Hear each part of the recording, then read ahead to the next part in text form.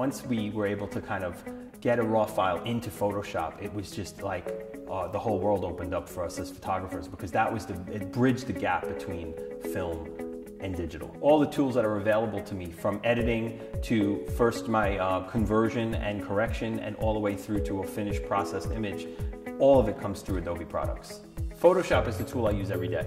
I mean, it's just that tool that offers so much powerful flexibility in my work. Essentially becomes another tool in your lighting kit. By keeping a neutral photograph, you can pull your highlights and your shadows in ways that really changes the mood of a photograph. You can make it moodier, you can make it happier, and it's all right there on your tool panel. So it really kind of becomes the palette of the artist in that situation, because if you take a neutral photo, you can really change the feel and mood of it in Photoshop.